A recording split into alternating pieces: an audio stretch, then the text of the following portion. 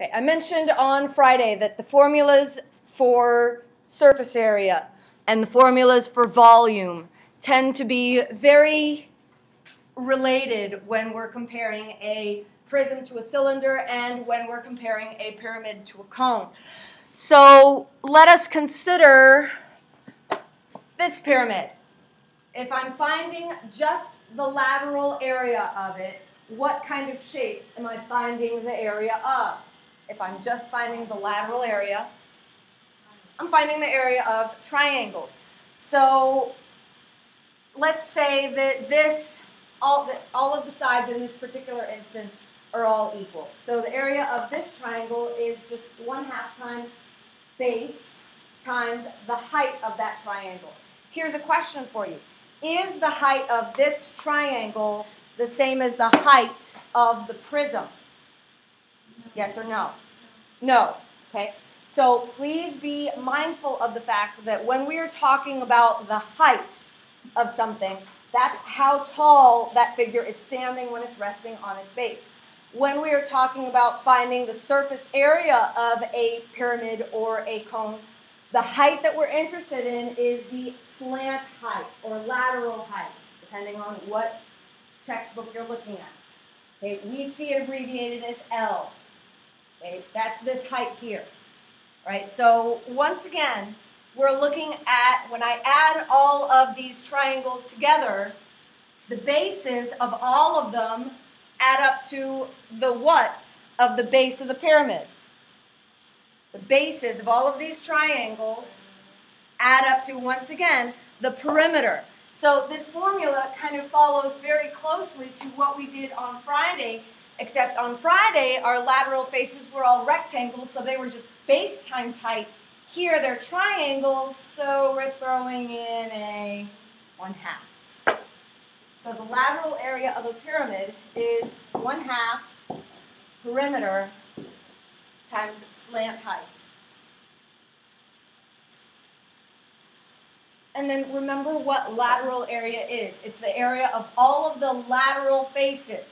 In order to find the total surface area, what do I have to add to this? One base. Okay, so the surface area of a pyramid is 1/2 PL plus B. And again, remember what these abbreviations are. The P, remember, is perimeter of the base. The capital B is area of the base, not to be confused with lowercase b, which is just base of a two-dimensional figure. So in problem 1, we're asked for the surface area. Our formula, remember,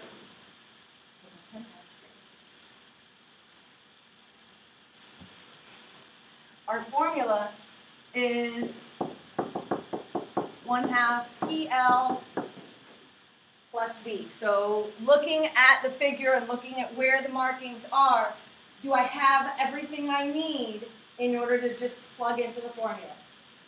Yes, I do. So 1/2 times, the perimeter is 8 times 4. My lateral height is 12 plus the area of my base. Well, my base is a square, having side length 8, so that's why the area is 8 times 8. Calculate.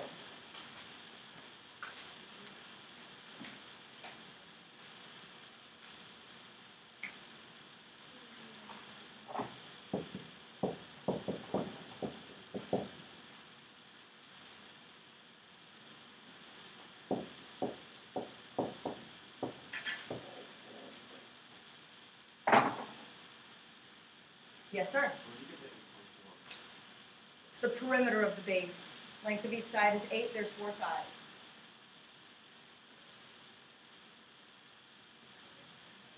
So looking at the next problem, once again, this time we're only asked for the lateral area. So that's 1/2 P times L. Say that again. We don't have L this time. So any thoughts on how we're going to find L? Let us consider this triangle.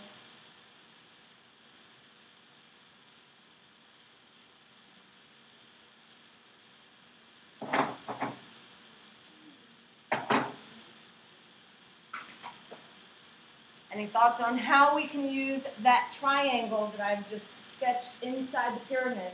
How can we use that triangle to find L? You can't assume that it's a 30, 60, 90, but it is the right triangle, and you can use Pythagorean theorem. I know that this vertical segment is 8.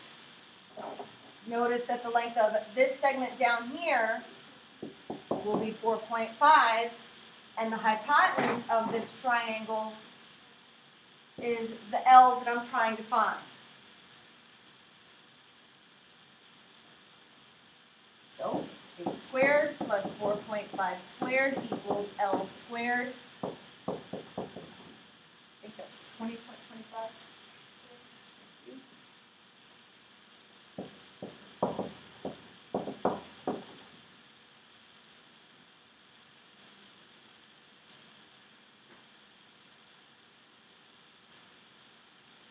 So L is approximately 9.2. Don't clear your calculator. Remember, the fewer times you clear your calculator, the truer your answer is. Before I go any further, bless you, if there's something on my screen that doesn't make sense, you don't know how it got there, then that's a question I want to make sure to address so that you can do this on your own later. Okay? So now we have everything that we need to just plug into the formula. Once again, it's this guy. So 1/2 times the perimeter of our base is 36.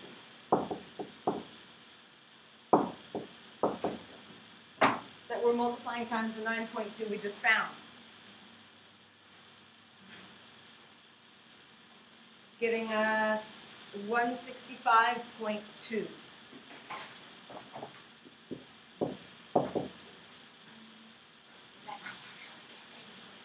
What I'm hearing?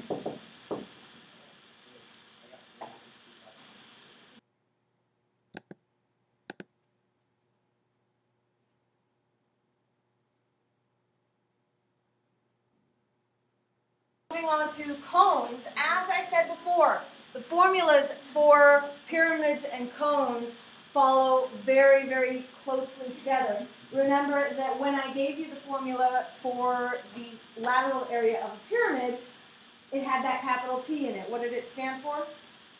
Perimeter. Can we talk about perimeter in the context of a cone? No, we would talk about its circumference, right? So think about it. If I took 1/2 circumference, which is 2 pi r, and multiplied it by that lateral height, how could I clean that up just a little bit?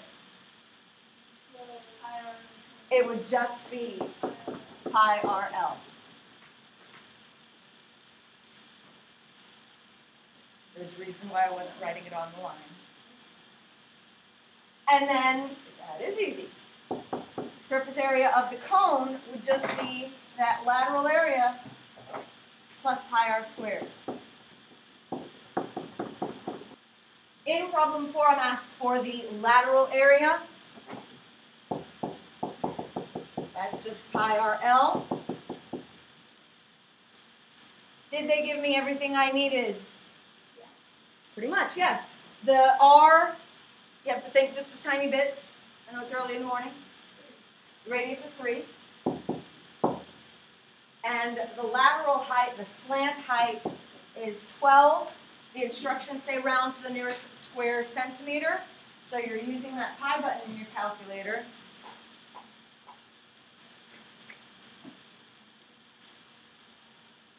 And I have 113 square centimeters. Right, because this one doesn't have the slant height. The other one is easier because it was given to us. This time, oh, look at how nice they are. They even drew the triangle in for us this time.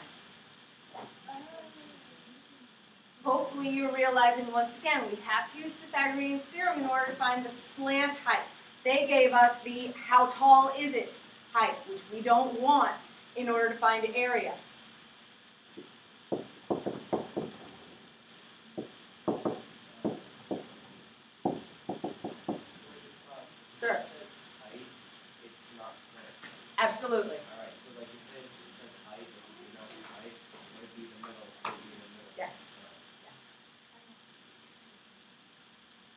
before I go any further, any question, dispute, concern about how to get that 13? Okay. We have 25 plus 144 equals L squared. L squared is 169. The square root of 169 is 13. Okay, once again, it's asking for lateral area. Once again, that's just pi RL. And now I have everything I need to just plug it in. The instructions do say I leave it in terms of pi, so let's follow instructions. Oh, man. Pi times 5 times 13, giving us 65 pi.